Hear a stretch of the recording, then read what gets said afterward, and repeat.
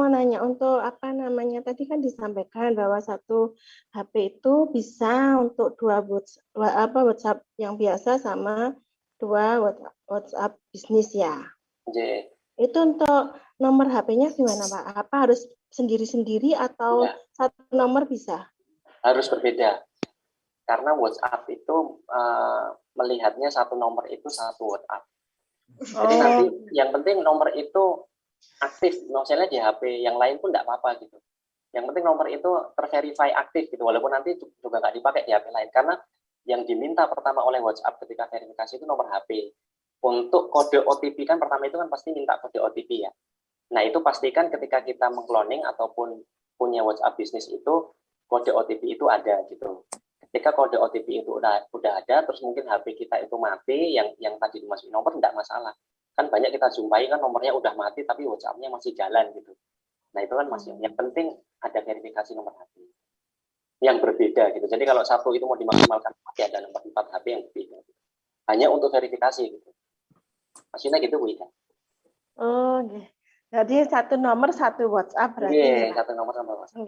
Oke, matur nuwun. Iya, sama-sama. Terima kasih. Silahkan Pak Bahliwan. Ya, Mas Eta, itu kita mau switch dari WhatsApp biasa ke bisnis mesti di-delete dulu ya WA biasanya, kemudian kita. Betul. Jadi Pak Bahliwan, kalau kita mau langsung nge-switch, kalau saran kami pertama Bapak harus cadangkan pesan dulu. Karena ketika switch ke WhatsApp bisnis ada beberapa juga yang langsung hilang chatnya, kan sayang. Jadi ya, kebetulan kalau baru kan belum banyak ya. Oh betul. Ya kalau baru tidak masalah. Jadi kita switch aja, nanti ketika kita menginstal pertama kali WhatsApp bisnis itu langsung diminta apakah akan disinkronkan dengan nomor yang lama atau dengan nomor yang baru, nanti ada permintaan di awal seperti itu. Okay. Ketika kita mengisi dengan nomor yang lama, otomatis yang WhatsApp kita yang lama itu akan mati. Langsung beralih ke bisnis semua gitu. Nah itu makanya kadang ada yang langsung, aku langsung ke WhatsApp bisnis gitu. Ketika dipindah ke WhatsApp bisnis, WhatsApp yang lama hilang, udah data-datanya kok hilang gitu. Jadi jangan langsung di-replace juga ke yang baru gitu. Barangkali kemarin beberapa teman ada yang seperti itu. Langsung dengan semangatnya langsung di-replace, ternyata hilang semua data yang di WhatsApp. Karena belum dicadangkan. Nih. Oke. Udah Pak Mariwan ya? Ya. Bentar itu. Pak Budi, monggo silakan. Oh ya, Mas Eta mau tanya nih. Kalau kita sudah ada kontak WA nih banyak, kemudian kita sapa satu persatu. Terus kita untuk mulai menawarkan produknya kapan? Apa nunggu dari mereka nanya dulu atau kita langsung beberapa hari yang kemudian gitu? Nah, Pak Budi, terima kasih. Itu kembali lagi ke masing-masing personal ya, karena yang bisa melihat orang-orang itu kan ke personalnya.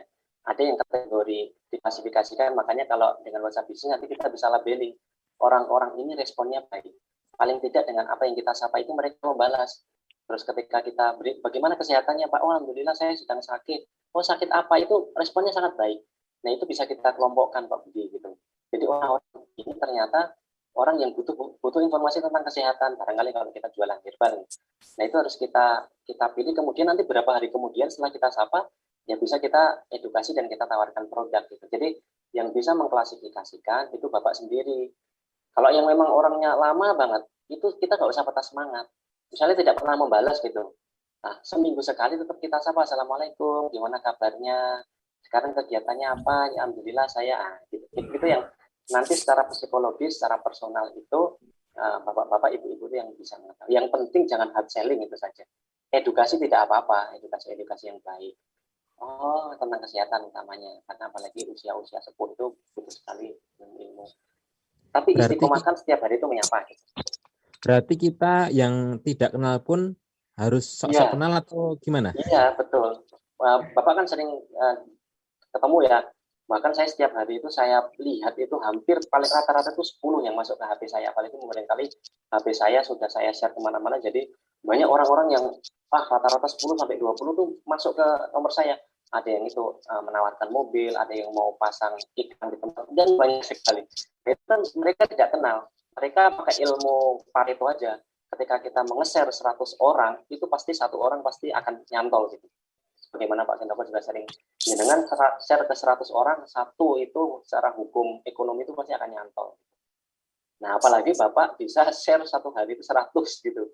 ke orang-orang yang tidak kita kenal. Nah itu mau hard selling pun barangkali nggak apa-apa, itu pasti ada nyantol satu gitu Pak. Tapi kalau kontak kita terbatas ya 5 dulu lah gitu, dengan kata-kata yang hikmah, kata-kata yang bijak.